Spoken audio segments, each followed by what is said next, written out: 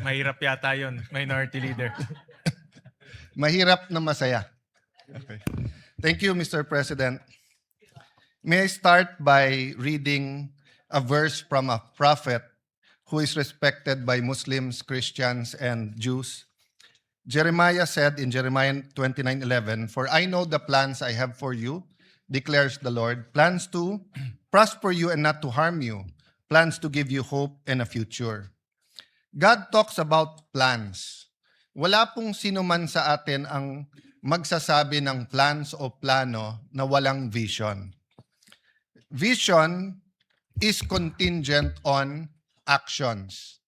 So siguro po sa privilege ng oposisyon at ng minority na magbigay ng kontrasona, napakalaga po na meron tayong isang bagay na pagkakasunduan bilang mga Pilipino, which is a common vision. But in Jeremiah 29:11, when God says He will give us hope and a future, the plans comes from Him.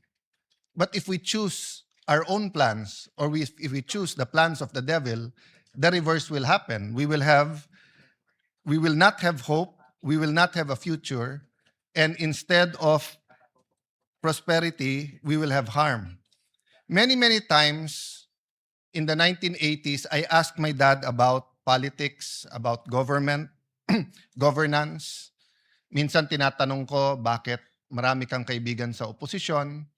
Bakit marami kang kaibigan sa media? Bakit ganyan ang debate sa batasan pambansa? Ano ang issue ng Marcoses at ng Aquinos? Not knowing that two of them will be my colleagues today. Not knowing that we will have a President Aquino and President Marcos much later. But there was always a common thread in the answer of my father when I would ask him questions. He would say, para sa inyo to, para sa mga kabataan to, kayo pag-asa, para sa next generation ito. It is in that spirit that when I read the Bible and see the Father's heart, the relationship of a father and a son should be the relationship of leaders of a country, leaders of a province, leaders of a city, leaders of a barangay with his constituents. So payagan niyo ako, Mr. President, na ipagpatuloy itong conversation na to na tawagin nating kontrasona sa pamamagitan ng pagtatanong ng isang anak sa isang ama at pagsasagot ng isang ama sa kanyang anak. So syempre po ang unang tanong ng bata o ng anak, Tay, Tatay, Dad, ano po ba ang state of the nation? Siyempre po, sasagutin natin siya, Anak, ang state of the nation ay isang paglalahad ng estado o kalagayan ng ating bansa.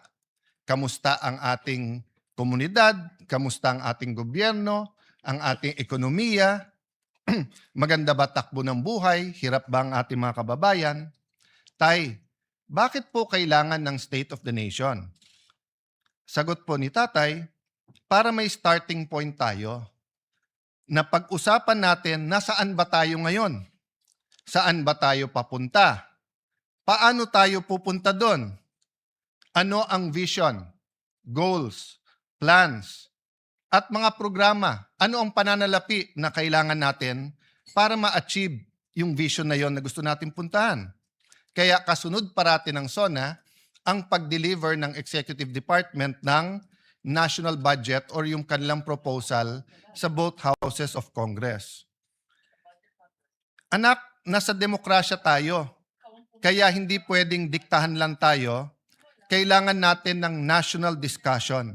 Pag-uusap para magkaisa tungo sa isang vision or pinagkaisahan vision para sa ating bansa at ating kababayan. Watak-watak na nga tayo. Lalo pang nagkakawatak-watak kapag ka may mga suliranin o crisis. Ano kaya ang pwedeng magpakaisa sa atin? Or ano po kaya ang pwedeng magbigkis-bigkis sa atin? Una po, ang pagmamahal sa Diyos. Pangalawa ho, pagmamahal sa isa't isa.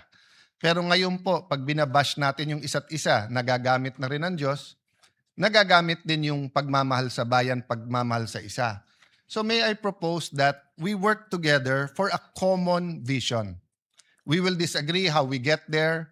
We will disagree what to prioritize, how much to put where, how much time to spend on each issue. But if we agree on a common vision, then we have something to truly give the next generation. Tay, ano po ba ang vision? Ano po ba ang goals? Ano po ba ang plans? Vision ay siyang nakikita ng isang leader o na isang community. Ito ay isang kaisipan na kung saan niya gustong dalhin ang kanyang pinamumunuan. Kailangan ng pagkakaisa papunta sa isang vision. I'm reminded of the story told by many people, including Dr. Miles Monroe, of the story of Walt Disney. There was this particular ride that was going to be groundbreaking, first of its kind sa Disneyland. He put a bench, he continued to just look at that area, then started drawing, then called his engineers at sinabi niya sa engineers, eto ang gagawin natin bagong ride. Magiging bagong section ito ng Disneyland. He died before it was completed. When it was completed, the MC called the wife and said, before he passed the mic sa asawa, sabi niya, nakakalungkot because hindi makikita ni Mr. Walt Disney yung project niya. So pagkuha po ng mikropono ng asawa, sabi niya sa MC, ikaw ang nagkakamali. Kasi ayan yung upuan, no? Araw-araw nakikita ng asawa ko yung project kasi may vision siya. Tayo, ngayon lang natin nakita yan. So, isn't it time that we provide a better vision, a more comprehensive vision, that we articulate what we really want instead of political slogans, no? Importante yung political slogans, a safe and comfortable life, a better Philippines, para sa may hirap. Importante po yung mga yon. Ngunit napaka-importante po na may shared vision tayo. Tayo, ano po naman yung mga plano? Ang plano ang sasagot sa mga tanong na paano natin ma-achieve yung vision? Paano tayo makakapunta sa gusto natin paruunan? Ang plano ay dapat may mga goals. At ang goals ay dapat nababase sa kakayahan at potensyal. Huwag tayo gagawa ng goals na hindi naman kayang i-achieve dahil pambobola lang yon. Pero wag na din nating maliitin ang ating mga sarili. Wag nating sasabihin okay na yung grade na 75 kung kaya natin ng 80. Wag natin sabihin okay na yung 80 kung kaya natin ng 85. Potential is very important. Para malaman natin ang potential, may proseso ng analysis at comparison. Kailangan natin maikumpara sa tamang paraan ang ating bansa na ikumpara sa mga mauunlad na bansa at sa mga bansa na ka-level natin. Tulad ng Singapore, Thailand, Vietnam, Malaysia, at mga bansa na mas maunlad sa ating katulad ng Japan. Of course, ngayon sasabihin natin Korea, but once upon a time, baliktad yung storya. Balikan po natin yan. Tay, magbigay ka naman ng halimbawa. Anak, tignan nyo yung GDP per capita natin in current dollars. Ng 1970, ang Thailand ay 197.1, ang Vietnam dahil gera doon 67, ang Philippines ay 200.9. Ng 1980, ang Thailand ay 708, ang Pilipinas ay 767. Never mind Vietnam, they were still at war, it was 46. 1990, 1,559.1 ang Thailand, 803 na lang ang Pilipinas, dumoble na. Mula sa pantay lang ng 1970, in 20 years, doble na. In the year 2000, tumaas din tayo from 800 to 1,050.8, pero tumaas din ang Thailand ng 2006. 2010, 4,973, tayo 2,162. Hindi ko na isa-isahin yung mga bansa, pero tignan nyo po.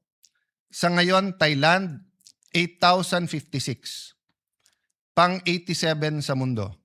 Pilipinas, 4,170. Pang-119 sa mundo. Vietnam, 5,066. Pang-101, pang-111 sa bansa.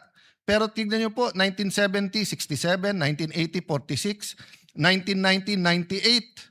Hanggang 1990, $100 lang ang per capita nila. 2,404. 2010, it was 1,600. Pero ngayon po, nasa 5,000 na. Malaysia, 13,000. Singapore, 98,000. South Korea, 36,000. Japan, 35,000. Tay, ano ba ang estado talaga ng ating bansa? What is the state of our nation? Ang estado, anak, ng ating bansa, ang ating bansa ngayon ay dumadaan sa kahirapan. Mahirap, anak, mahirap. Mahirap, ngunit malaki ang potensyal. Mahirap, ngunit may dahan-dahan na pagbabago. Mahirap, ngunit malaki ang potensyal. May mga pagbabago, ngunit puno ng pagsusubok. Puno ng pagsusubok at ng peligro. Hirap ang mga namamasadang tricycle at jeep, mga riders. Hirap sa taas ng presyo ng diesel at kuryente. Hirap ang ating mga magsasaka. Mga anak ng magsasaka, ayaw na po nila maging magsasaka o farmers. Hirap po ang mga estudyante, marami rin pong tumitigil sa pag-aaral. Hirap po ang ating mga OFWs kasi tumaas man ang presyo ng dolyar, labis din tumataas ang presyo ng bilihin at ng kuryente sa ating bansa. Tay, malaki din ba ang potensyal ng ating bansa? Malaki ba ang potensyal ng Pilipino at Pilipinas? Nako anak, siguro sa buong mundo baka Pilipinas ang pinakamaganda potensyal. Bakit po? Mayaman at maganda ang ating bansa. Pag-usapan natin pinakamataas na bundok. Pag-usapan natin ang pinaka-humble na plains. Pag-usapan po natin ang dagat, ang ilog. Pag-usapan natin ang kahit anong mineral, ginto, pilak, nickel. Pag-usapan natin langis, natural oil. Meron po tayo. Pag-usapan naman natin ang Pilipino. Sabi nung iba, natural resources natin ang number one blessing ng Panginoon sa atin. Hindi po. Ang Pilipino ang number one blessing sa Pilipinas. Napaka-adaptable ng Pilipino. Dalin mo sa Middle East, dalin mo sa Ukraine, sa Europe, Southeast Asia, Africa. Tinitingala. Gawin mong nani o yaya, nagiging pangalawang nanay. Gawin mong aid sa dentistry, mas gusto pa siya kaso dun sa kanyang dentist. Yung mga nurse natin, lalong hinahanap kaso sa mga doktor. Yan ay sa Japan man, yan ay sa London or sa Amerika. Napakalaki ng potensyal ng mga Pilipino at napakagaling natin sumunod sa batas basta't tayo'y nasa abroad. Tay, ano po yung peligro? Anak, ang number one na tinuturo parati sa amin ay ang edukasyon ay ang great equalizer. Yung aking ang ama ang sabi sa amin, anak, lahat ng iiwan ko sa inyo, pwedeng mawala, pwedeng mawaldas, pwedeng nakawin, pero ang edukasyon na nakamtam mo, walang pwedeng magnakaw sa iyo yan. Pero bakit ko sinasabi may peligro? Unang-una po, yung sa problema ng pagkabansot or yung pong sinasabing stunting. Sinasabi na hanggang 25% or 1/4 po ng Pilipino ay nasa endangered ng stunting. Naging bisita po ng Pilipinas ang Pangulo ng Singapore at naging privilege po ng Taguig na maging bisita dahil may proyekto po sa ospital ang kanilang isang foundation, ang Temasek, at napakaganda ng mga teknolohiya. Pero nagulat po kami sa speech ng Pangulo ng Singapore. Sabi niya, kasi ito'y isang finance person, magaling sa negosyo, magaling sa finance. Sabi niya, sa lahat ng nakita niya sa gobyerno, ang pinakamalaking return sa tao ng isang bansa ay yung first 1,000 days. Yung simula sa mabuntis hanggang 1,000 days nung bata, sapagkat pag siya'y nabansot at apektado ang kanyang mental and physical growth, apektado din po ang kanyang emotional growth, apektado ang kanyang health. So kahit anong scholarship, kahit anong gold card ng PhilHealth na ibigay mo sa bata na nabansot na, ay hindi mo na maibabalik. Hindi mo na, yung stunting ay pwedeng maging irreversible. So yun po ang number 1. Kailangan nating pagtulong-tulungan yung peligro sa ating bansa yan. Can you imagine 1 out of 4 Filipinos who could be the best pilot, the best accountant, the best lawyer, who could be someone who discovers the cure for cancer, who could be the next Hollywood star, who could be the next tennis star after Alex, the next Carlos Yulo. Hindi niya makakamtan ang kanyang pangarap at kanyang potensyal. Bakit po? Dahil hindi kaya ng magulang niya, pero ang gobyerno bilang pangalawang magulang ay may ibang priorities. Siguro naman, Mr. President, dear colleagues, we will all agree. Stunting has to be a priority. We keep doing the same thing and expecting different results. Mali po yun. Mga suliranin sa ating education system. I recognize every single person, our Secretary of Education, Secretary Angara, our colleague Bam Aquino, every single person here, Ate Pia, Tess Daman, Joel Villanueva, lahat po. Siguro, isa-isahin ko lahat ng senador dito. Of course, committee chair din ng Education Committee who did a great job, si Senator Win Gatchalian. Lahat po tayo ay may contribution sa edukasyon. Pero ano sabi ng EDCOM? Yung K-12 na dapat 12 years, 7.5 years lang. So, ang sinasabi natin sa buong mundo, K-12 kami. So, akala nila 12 years ang education natin. Hindi po, 7.5 lang. So, una ang forma, kaso sa substance. Sinasabi ko po to dahil peligro po to. Kahit anong pagbabago ng curriculum, kahit anong dagdag ng mga gadgets, kahit anong modern equipment, kahit anong taas ng sweldo ng ating mga teachers, kung punong-puno ang classroom at half day, at 7.5 years lang sila, para tayong K-8, kulang pa, bitin pa ng 0.5. Total outstanding debt out of now is 12.79 trillion at the end of 2022.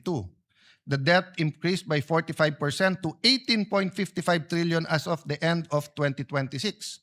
Bakit po ito peligro? Yes, numbers lang po yung utang at depende din po ang utang sa ratio niya sa GDP.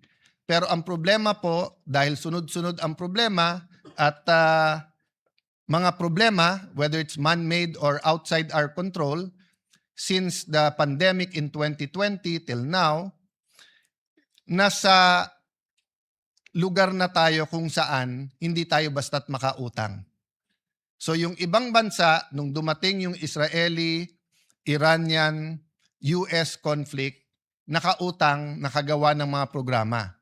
Tayo, dahil nga sa laki ng utang, yung fiscal space kung pag-usapan, ay problematic na. Hirap din po ang ating mga magsasaka. Kanina lang po, yun po ang pinag-uusapan dito. Senator Pangilinan, Senator Loren, Senator Amy na may puso talaga sa agriculture. Kaya kung sino man ang magsasabi sa atin na okay naman ang takbo ng ating agriculture, let's agree to disagree. Kasi I think in the last 40 years, I'm not blaming only this administration. we haven't figured out how to really modernize, how to bring back the enthusiasm in agriculture, how to make it really a good business that people will go into farming. Actually, maraming mayaman na pumapasok sa farming. Pero yung mahirap na farmers, umaayaw sa farming. So isang problema talaga yung kapital. The share of agriculture, forestry, and fishing sector to the GDP steadily declined to its lowest point of only 7.9% in 2025. Agriculture's share in the total workforce has steadily declined 26.99% in 2016.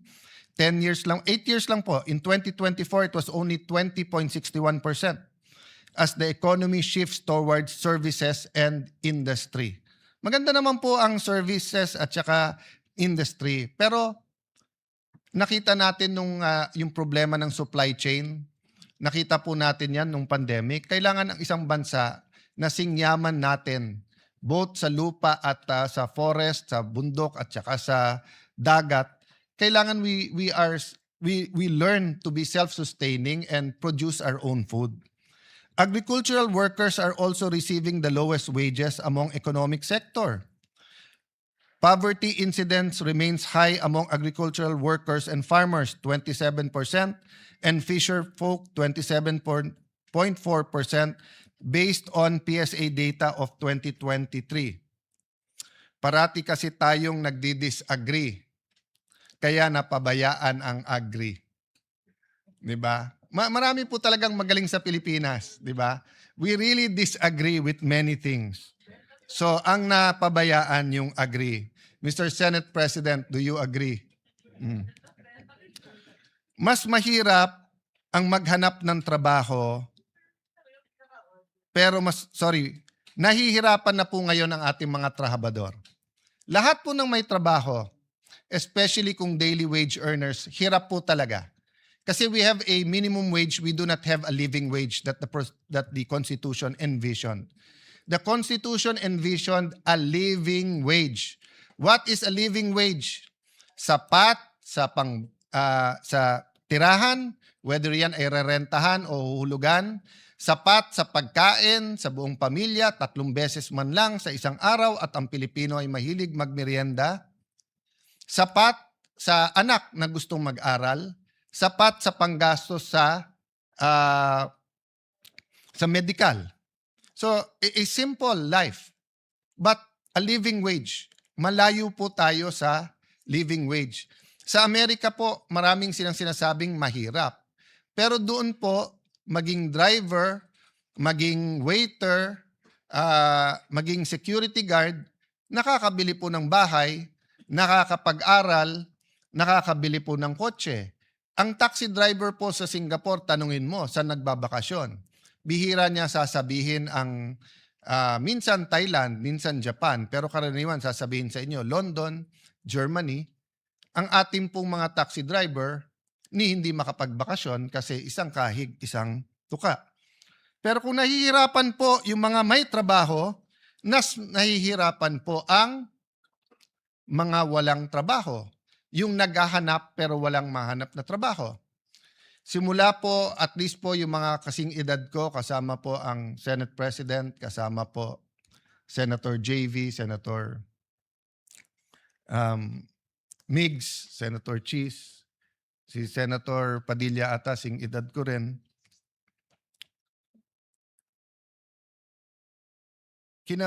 Namulat na po kami na may OFWs. And may lugar po na mabibilib ka, for example po, ibang-iba ang akalain ko sa Saudi. Pero pagdating ko doon po, kahit draftman kahit hindi po siya architect or engineer, bossing-bossing doon. Talagang sanay sa mga lugar, etc. No? May mga peligro din, pero lalo po kung ikaw isang professional, ikaw isang architect, for example, doon, na pagtatapos yung anak at magka-ambisyon man sila na yung anak nila ay magtrabaho din doon, it is from strength to strength or from one level of socio-economic status to a higher level. Hindi katulad po, for example, ng iba nating mga nani sa Hong Kong, na ang kinikita ay katumbas po ng 18 to 25,000 pesos. Kung 5 yung anak, it barely pays the bill. So malamang po yung asawa OFW din. So malamang po yung anak kay tita or kay tito or kay lolo o kay lola tumitira at lumalaki. At ang problema, dahil nga sa poverty, hindi rin po nakakatapos yung iba. Second generation sila na OFWs, pero hindi tumaas ang antas ng trabahong at ng kita na inaasam-asam nila. So ang tanong ko, Mr. President, going back to vision, can we not have a vision, whether it's 5 years, 10 years, 20 years, where a Philippine president can say, at this year, there will not be any more, let's say it's 2026. Wala bang pwedeng magsabing in 2041 or in 2050? Yung totoo hindi bola. O in 10 years, wala nang Pilipino na OFW na napilitan lang mag-OFW dahil walang trabahong maganda sa Pilipinas. So you will always have expats, you will always have OFWs who want to work somewhere. So if artists love Europe, let them go to Europe. If you want to specialize in a certain branch of medicine and want to study in the US or London, you're free. But yung sasabihin mong, hindi, chef ako. So may nakausap kami sa Singapore. I think ang sweldo doon is between 70 to 110,000. Semi-fast food pa yon. Sabi niya, sir, kalahati lang. Kung 110 ang sweldo ko dito, kitain ko lang 55,000 sa Manila. Okay na ako. Pero kung hindi ka rin naman chef ng first class na restaurant o hotel, hindi ka naman kikita ng 55,000 dito. So napipilitan siya mag-abroad. At pag tinanong mo bakit, hindi para sa sarili niya. Hindi para magka-iPhone siya. Hindi para magka-kotse siya. Kung hindi para makapag-aral yung kanyang mga anak. Para may bahay ang kanyang mga anak. Negosyante, Mr. President. Usually, negosyante ang nagbibigay ng kulay, nagbibigay ng sigla, at pumapalakpak pag may sona. Pero yung sunod-sunod na problema, some we under our control, some hindi. What is not under our control? 2022, patapos yung pandemic, nangyari yung conflict ng Russia at Ukraine, may mga inflation na nangyari. Flood control, in a sense, it's under our control because it could have been stopped, pwedeng hindi, or how are we handling it? Iran, US, and Israel, it's not in our control, but how we reacted is up to us. Nauna pa yung Senate Yung sa ating protect at ang ating Senate President nagpatakbo nun, yung uplift, sumunod na lang yon. So we could have reacted faster and better. Having said that, nandyan na yan, how do we prepare ourselves to not only be active, proactive, but to really achieve what we can achieve through our potential. Hindi yung pwede na. So tay, tanong nung anak, sinong may kasalanan? Well, anak, madaling magturo. The easiest thing to do for the opposition is to point at the administration. The easiest thing to do for the administration is to point to the secretaries. Secretaries can point to Congress, which they sometimes do. We sometimes point to them because it's the implementation. The local government will point to us, and then to the national government and the local government, and the national government will point to the businessmen. So ang daling magturo. Pero siguro, anak, for the sake netong state of the nation at paano tayo magkakaroon ng common vision, sabihin na lang natin ganito, parati naman merong kasalanan, pero ang pag-usapan natin, sino may responsibilidad? Kasi maaring hindi mo kasalanan, pero may responsibilidad ka pa rin. Di ba? So, those not involved in the flood control are still responsible na ayusin natin ang bansa at tanggalin ang corruption. Those walang kasalanan dahil tumaas ang presyo ng diesel, dahil may problema tayo sa fertilizer, dahil byproduct siya ng natural gas. Di natin kasalanan yon. Pero may responsibilidad tayo sa mga jeepney drivers, taxi drivers. Sa ating small businesses, All around the world, same statistic, halos. Sabi po natin dito, and I think the Senate President cited this during his opening of the session yesterday, 99.63% of establishments are micro, small, and medium enterprise, contributing 66.97% to job generation and 40% to our GDP. Pero anong number one problema ng negosyo sa ating bansa? Dagdagan ko pa, problema ng gusto magnegosyo, may magandang idea, masipag, matalino. Pero ang problema, walang kapital. Pag tinanong ng gobyerno, ang gobyerno, saan kami kukuha ng kapital? Sasabihin bangko. Hindi ka naman basta pautangin ng bangko eh. Land bank nga eh. Nasa batas na nga na magpautang sa magsasaka. They'd rather pay the fine than magpautang sa mga agribis na maliliit.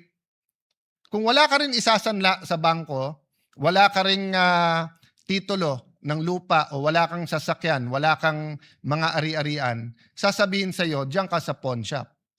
Sa pawn shop, bukod sa mataas ang interest, may isasanla ka pa rin. So, saan ang baksak ng ating mga kababayan? Sa 5-6. Don't get me wrong. 5-6 is a service. Diba? So, for example, sa palengke, wala ka ng kapital, may piyesta o kaya Pasko, maraming namamalengke. Kung kikita ka naman ng more than 20% in 1 month, let's say 25-30% tubo mo o kaya 10% per week, so 40% a month, kapit ka na sa patalim sa 5-6. Kasi yung 5,000 mo, babayaran mo ng 200 a day, 6,000, may get 20%. Pero napakataas pa rin nun. Ang yumayaman sa Pilipinas, yung nagpapautang ng 5-6, hindi po yung umuutang. So pagdating po sa gobyerno, sabihin, ilan administrasyon na, sir, bakit hindi natin magaya yung 5-6? Bakit hindi tayo magkaroon ng programa? Ano to ha? The estimates are 20 billion, 50 billion, 200 billion. It's big business. Ano sagot ng gobyerno? 5-6? May pamalit ba tayo doon? Ang sagot ng gobyerno, 6-7. 6-7 lang. O, i-google nyo yung 6-7, walang ibig sabihin. So, balik ka na naman sa 5-6.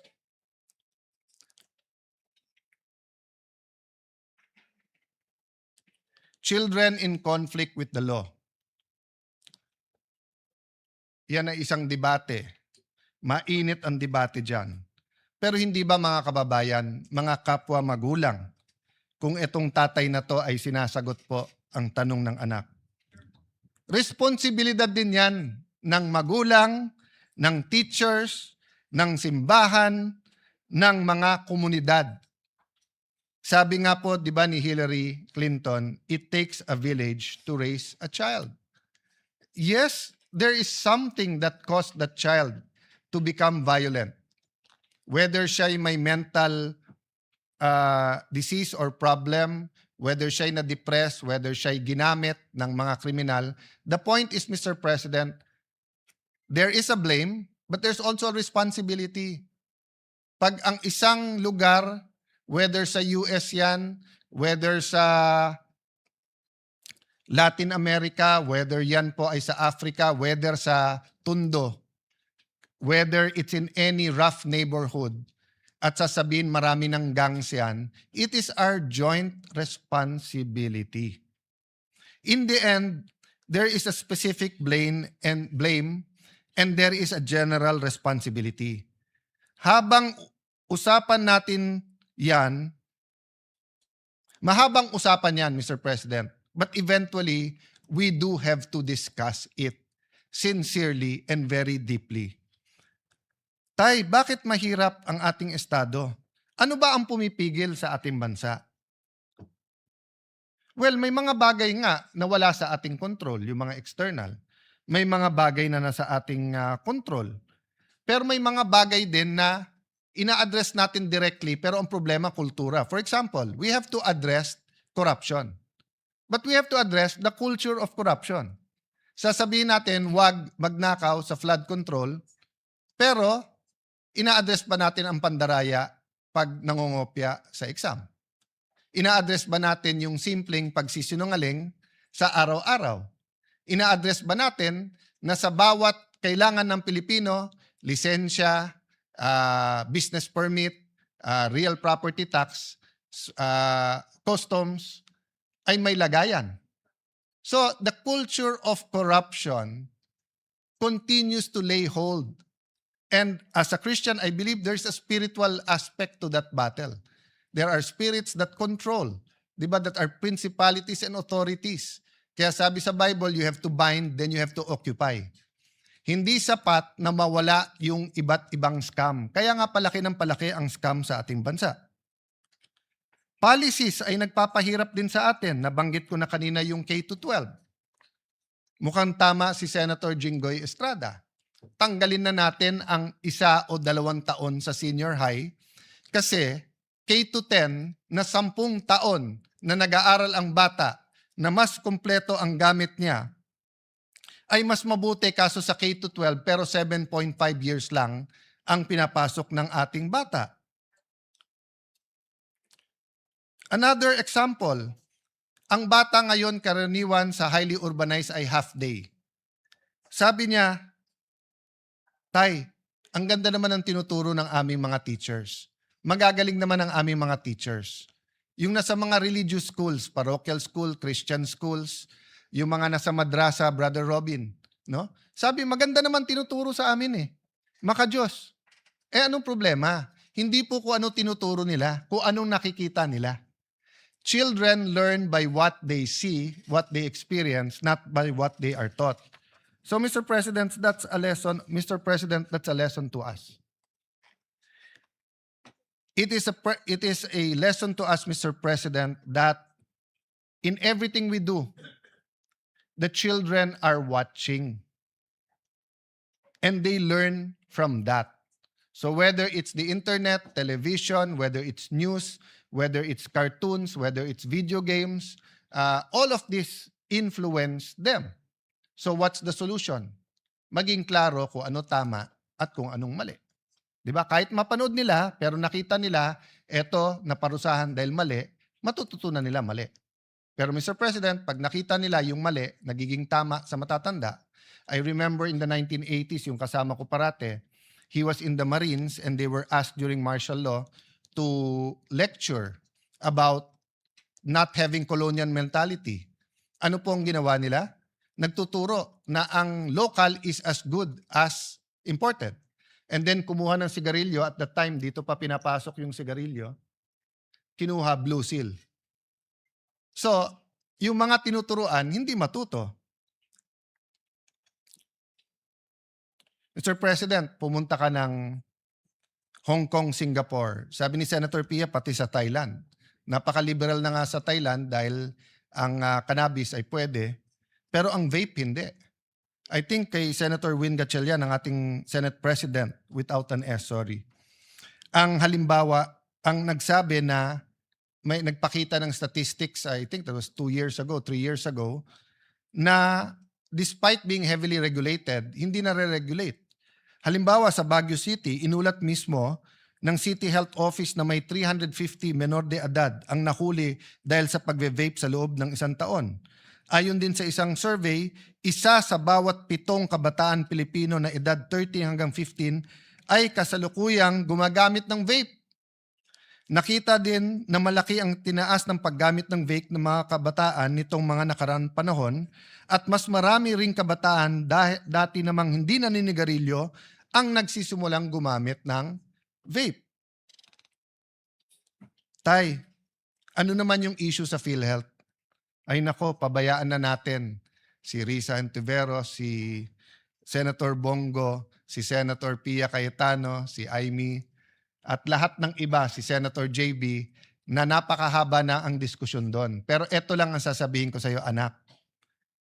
20 years ago, more or less, or more pa, maybe more than 20 years ago, nagkaroon ng programa ang Thailand. Magbayad ka ng 100 baht, libre na lahat sa ospital. Ngayon, 30 na lang. 30 baht, libre lahat. Ba't hindi po natin magawa yon? Ganun lang kasimple. Medyo humaba na yung speech ko, anak, kaya hindi ko nababasahin yung statistics ng health. Tay, Pinapanood ko ang Pangulo kahapon, bakit unang-una niyang binanggit ang flood control? Ganyan ba ka-importante yung issue na yan? Bakit una niyang binanggit? Anak, biggest issue of the year yan eh. At pinakamalaking skandalo sa corruption in our history. Anak, importante ma-resolve yan. Anak, importante malaman ng taong bayan yung tunay na nangyayari, anong ginagawa, anong pwedeng gawin, anong reforma ang pwede. Anak, dapat kasi bumalik ang tiwala sa leaders at sistema. Pag yan ay hindi binanggit at hindi inayos, lahat ay suspect. Anak, napaka-importante, madapa man ang isang bansa, ay siya'y bumangon. So, in other words, genuine reforms. Symbols matter, anak. Pag may mga skandalo na tumatama sa isang bansa, may isa o dalawa na bukod tangi dahil nagiging simbolo. Either simbolo kung paano ni-resolve ng isang bansa at paano niya nilampasan ang corruption, or simbolo kung paano nanatiling nakadapa ang bansa at hindi makatayo. So sana anak, we will find the strength and wisdom to conclude the investigations, to hold people accountable, but also to put the genuine reforms. Isang simpleng example lang, isang simpleng suggestion na binigay ko sa DPWH na 2 beses tinanggap ng secretary pero mukhang hindi ginawa. Ordinaryong cellphone, kunan lahat ng projects para makita kung may ghost o wala. So 1 year later, the problem is hindi pa kumpleto yung data. Pero wag ka mawalang ng pag-asa, anak. Walang bansa sa mundo nang hindi dumaan sa corruption. At walang bansa na umunlad na hindi niya kahit papano na-address ang corruption. Tay, bakit ba pinilit mo na dito tayo sa syudad tumira? Kasi anak, dati at least sa probinsya may makakain ka. Ngayon, dito sa mga syudad, lalo sa Metro Manila, libre ang uniforme pag nag-aral, may scholarship pagka college, pagka single parent, kapag ka PWD, pag senior, may regalo, may cash gift, meron pang minsan mga giveaway. Dito anak, may internet. Mr. President, in 1980, 1/3 lang ng Pilipino ang nakatira sa urban. 2/3 ay sa rural. And we know around the world, mas maganda ang ugali ng mga nakatira sa rural. Mas may sense of community, sense of camaraderie. Mas may malasakit sa isa't isa. Pero napilitan ang mga kababayan natin sa rural. Bakit po? Go to certain parts of France, of UK, even the US, Canada. Rural, pero may kuryente, may tubig, may ospital, may eskwelahan, may internet. Sa atin hindi. Pag sinabi mong urban, sigurado po yan, mayaman. Pag pumunta ka ng rural, mahirap. Ang problema, ang mahirap sa rural, pag pumunta sa urban, mahirap pa rin. Mas maginhawa buhay, pero mahirap pa rin. Mahirap po. So, Mr. President, we should have a real rural development project. That was something I heard a lot in the 70s, 80s, 90s. Pero siguro kasi mas maganda talagang ang sabihin sa isa't isa, sa syudad ako nakatira, nakakalimutan natin. May I pay tribute to isang USEC ng DBM, I think USEC Abuel. I remember when she topped the bar, sabi ng isang reporter sa kanya, "Ma'am, ano pakiramdam mo ng isang taga-probinsya ay nag-top ng bar?"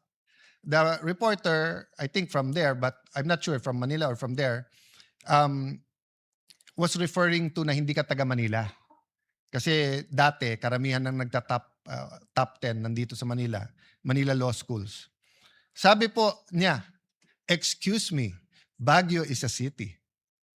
So hanggang ngayon po sa atin sa Metro Manila, pagka hindi ka sa Metro Manila or Metro Cebu o Metro Davao, or minsan taga Metro Cebu ka na, Metro Davao, ang dating sa atin sa mga Metro Manila, taga-probinsya kayo. Walang masama po maging sa probinsya. Ang problema po, bakit wala tayong rural development program?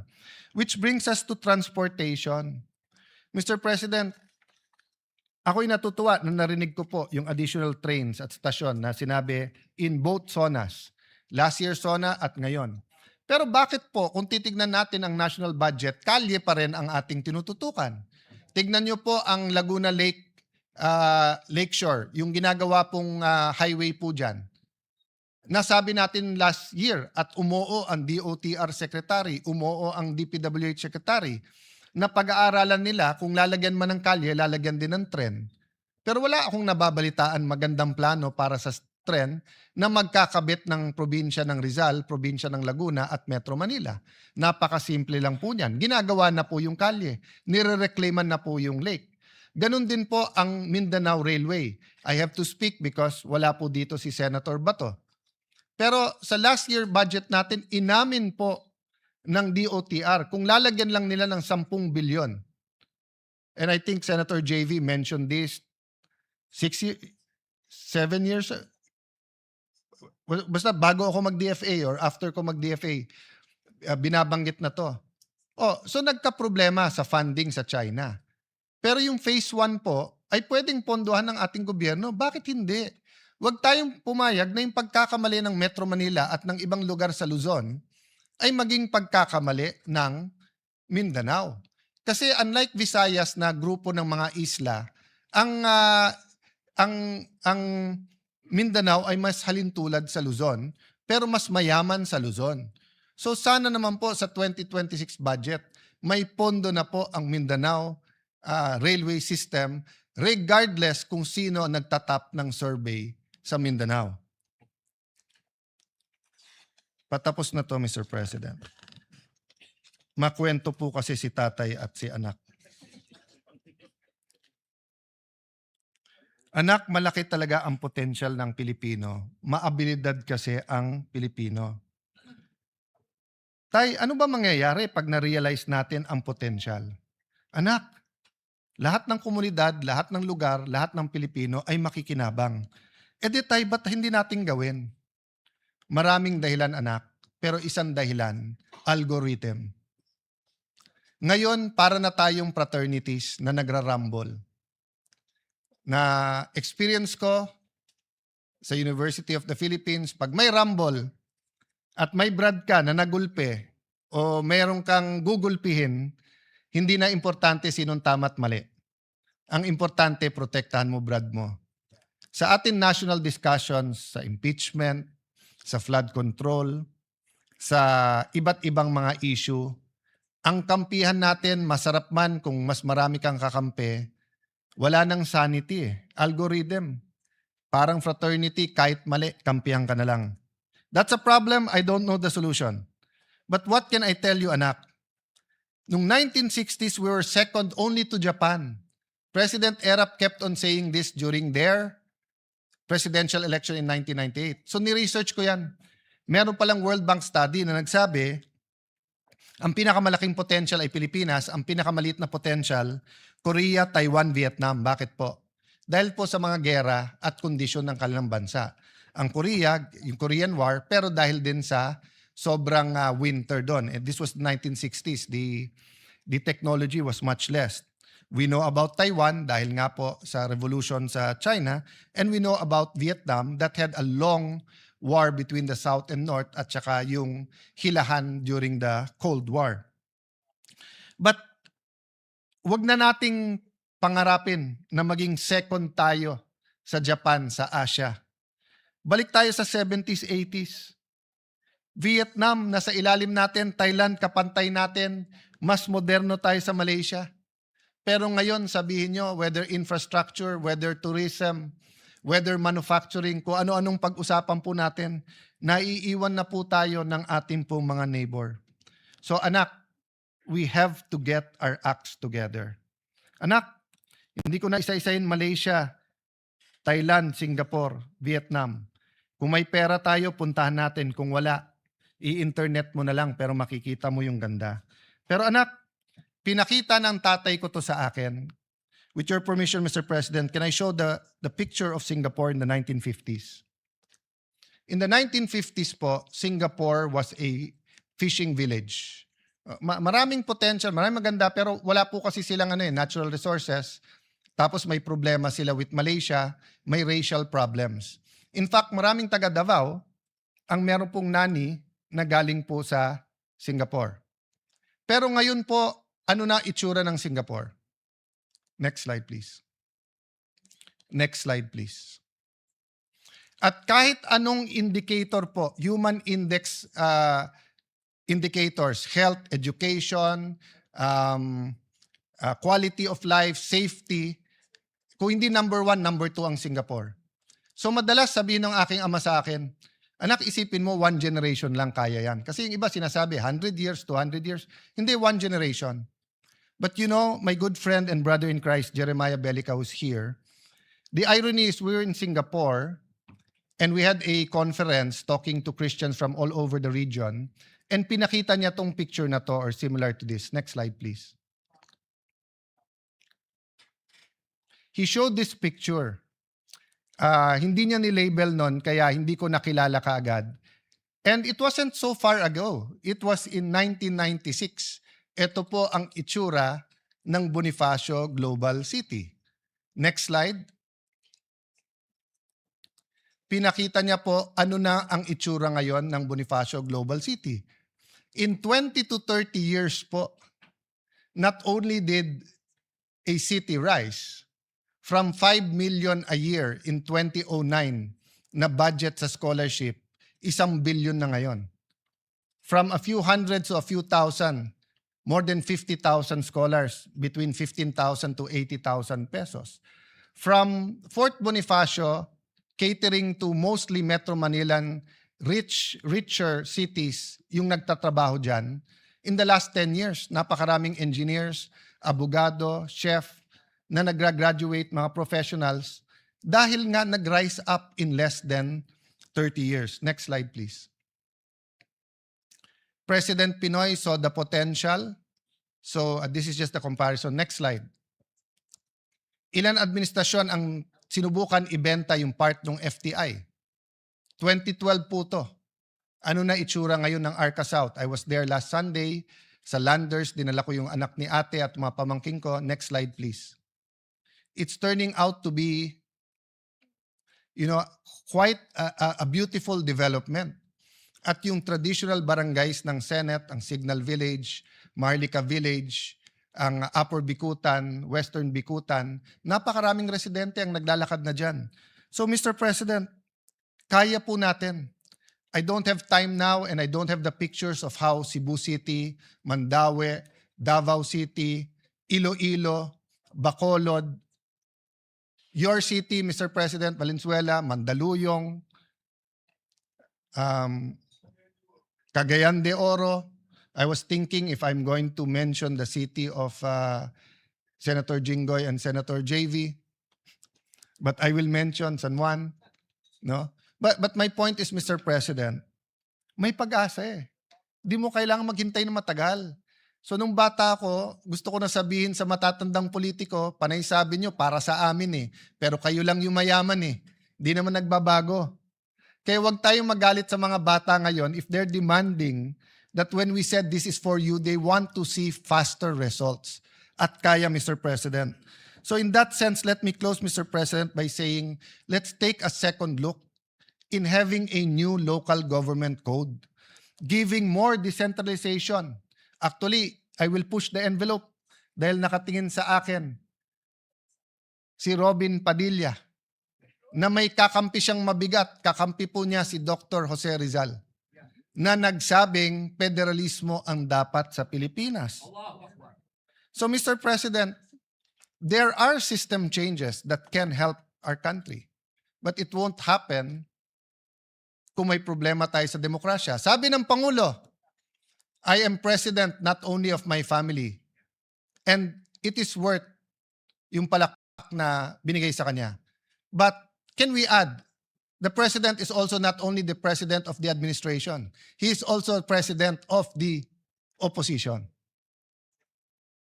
And respectfully, I believe that Senator Bato is fleeing unjustly because he cannot get justice. I believe Senator Jinggoy and Senator Marcoleta are political prisoners, and that if it wasn't weaponized, they will be able to at least go out on bail. So, Mr. President, these are things that we should talk about as a Senate. beyond politics, beyond emotions. Sabihin nyo na mali ako, but should they be allowed to attend the impeachment? Sabihin nyo na mali ako, and they're not political prisoners, but are they getting the justice? Pantay-pantay ba ang hustisya o selective justice po tayo ngayon? Mr. President, I don't know if there's a slide, but if there is, please put it on. So ang huling tanong nung anak, Tay, ang daling sabihin common vision. Pero ano yung common vision na yan? Actually, nasa preamble ng ating Constitution. And allow me to read it. We, the sovereign Filipino people, imploring the aid of Almighty God, in order to build a just and humane society and establish a government that shall embody our ideals and aspiration, promote the common good, conserve and develop our patrimony, and secure to ourselves and our posterity the blessing of independence and democracy, under the rule of law and a regime of truth, justice, freedom, love, equality, and peace, do hereby ordain this Constitution. Anak, ito ang batas ng ating bansa.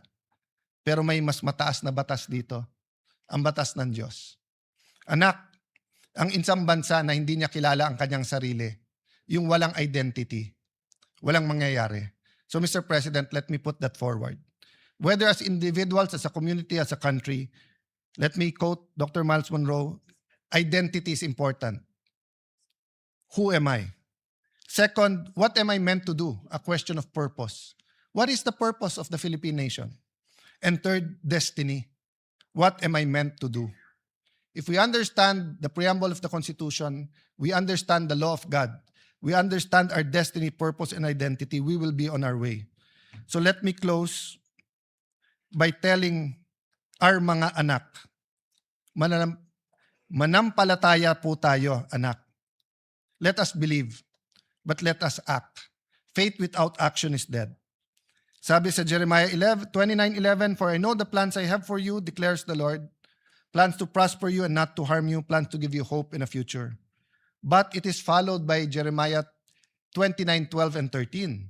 Then you will call upon me and come to pray to me, and I will listen to you. You will seek me and find me, and you will seek me with all your heart. So that's my prayer today, Mr. President, that despite the toxic politics, despite our disagreements, let us all seek God and have faith that when we seek Him, we will find Him. And when we find Him, He will show us His plans to prosper us and not to harm us, plans to give us hope in the future. Thank you, dear colleagues, for this opportunity.